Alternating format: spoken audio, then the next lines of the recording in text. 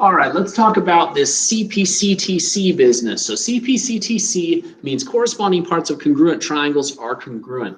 Now, if I'm looking at this example here, it says complete the following congruent statements comparing the corresponding parts of congruent triangles. Y'all see any congruent triangles?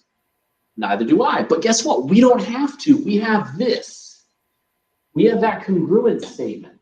That congruent statement is all we need. Now, we want to find out what segment LK is congruent to. Okay, well, L is the last, and K is the second to last letter in our sequence, which means we need the last, X, and the second to last, W, letter in our sequence. Voila. I don't know what those triangles look like, but I know whatever LK looks like, XW looks the same.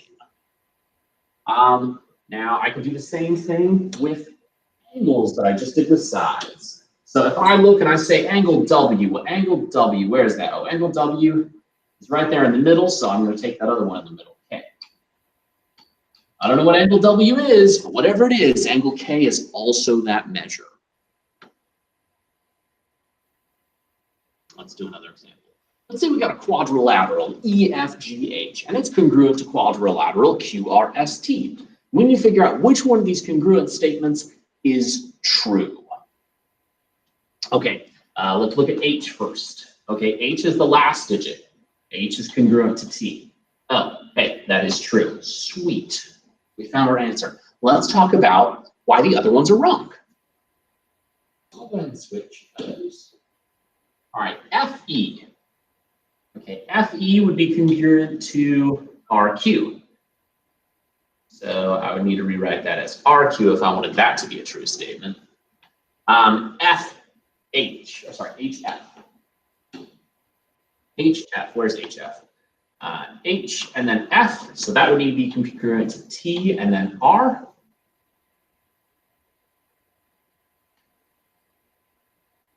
And then the last one, what I need to do to make this true? EG. First one, third one, QX. Oh, that's close. All right, so that's what we need to do in order to make those statements true. Of course, the first one is the only real true statement. You're just matching up same order as the congruent statement. That's the order. All right, now let's talk about these congruent statements. Let's write one for ourselves. So you'll notice here that we have two quadrilaterals. You'll notice that A and M are corresponding. They have that one swoop. You'll notice that B and N are corresponding.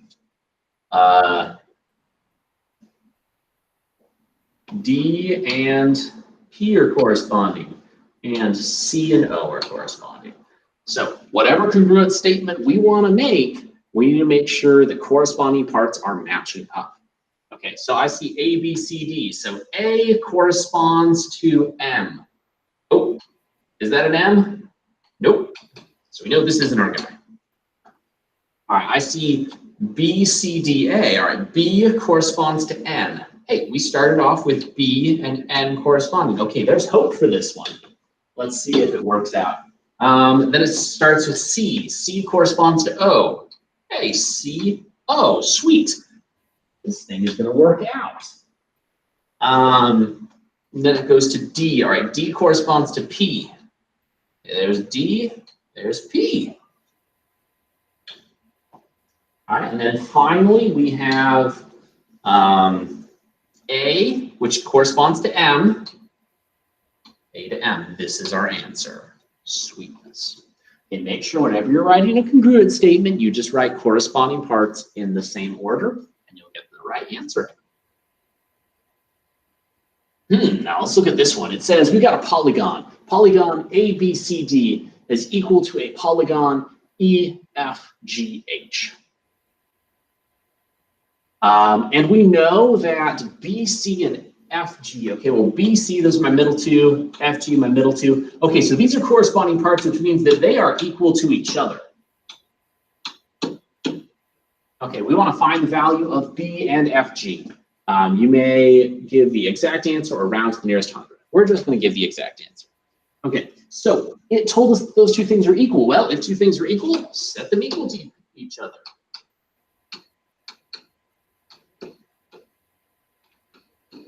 Okay, let's go ahead and solve for b. Minus 8b minus 8b. We'll get -3 equals 2b minus 7. We'll go over here where I'm running out of space. I'll add 7 to each side while I head over there. Just kind of on the way. So that'll give me 4 equals 2b. Divide by 2. 2 equals b. Okay, that's my first part.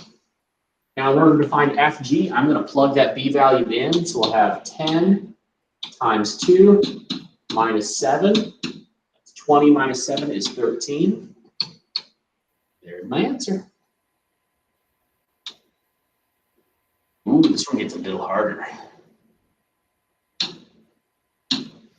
So we know that these two triangles are congruent because it says triangle ABD is congruent to triangle CBD.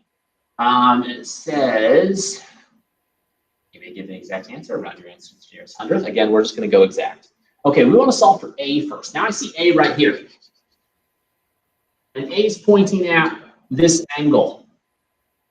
Now that angle is angle ADB. Now, from my congruent statement, I know angle ADB is congruent to what angle? Let's see. Angle A corresponds to C.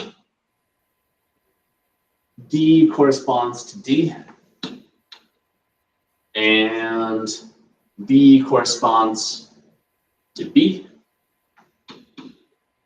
So I'm going to go ahead and mark this angle in red to see where that is. Well, that's C, D, B. Hey, it's equal to the right angle. Cool. So that means that 7a minus 15 is equal to 90. Can I solve for a now? I sure can. Let's go ahead and add 15 to each side. 105 is equal to 7a. That's kind of an ugly 7, but it works out. Let's divide each side by 7. And that is equal to, a is equal to 15. So I'm going to write 15. Now B, let's talk about B.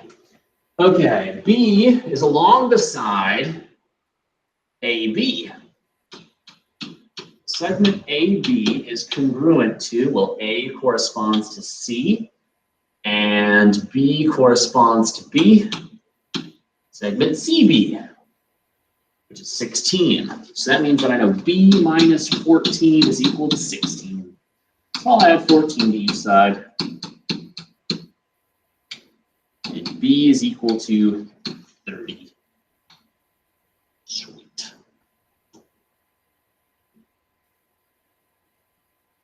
Ooh, went too fast. Let's do another proof. All right, choose the best option to fill in the blank for the following proof. Now, this gives us that AB is parallel to CD.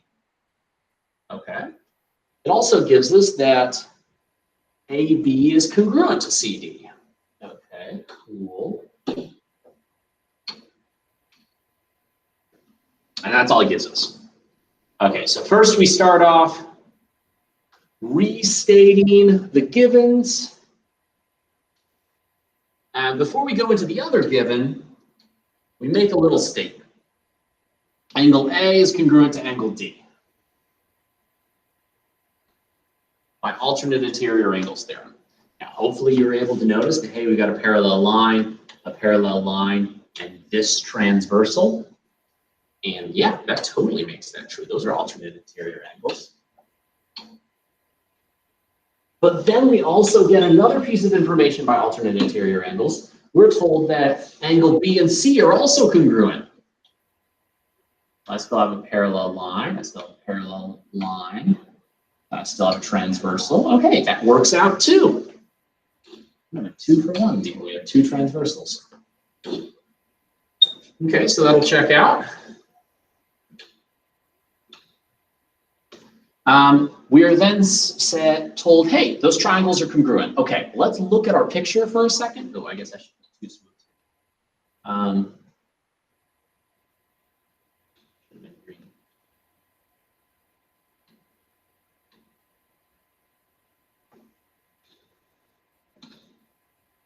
Our triangles are congruent. Well, we have an angle, a side of an angle, a side of an angle. This side here is in between our two angles. Therefore, we are going to use angle, side, angle. From that, we've proved our triangle is congruent, which means every corresponding piece of each of those triangles is congruent, which means that AE, this guy,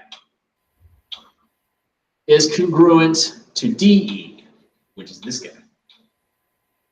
Okay, if those two lines are congruent by corresponding parts of congruent triangles, then we know E is the midpoint because midpoint cuts a line in half. So by definition of our midpoint, E is the midpoint of AD. Sweet. All right, choose the option that fills in the following proof. We are given that AB is parallel to CD. And we are also given that AB is, did I copy the same thing twice? I sure did. I guess that's the end of our video. Hope this helps. Good luck. Remember, corresponding parts of congruent triangles are congruent.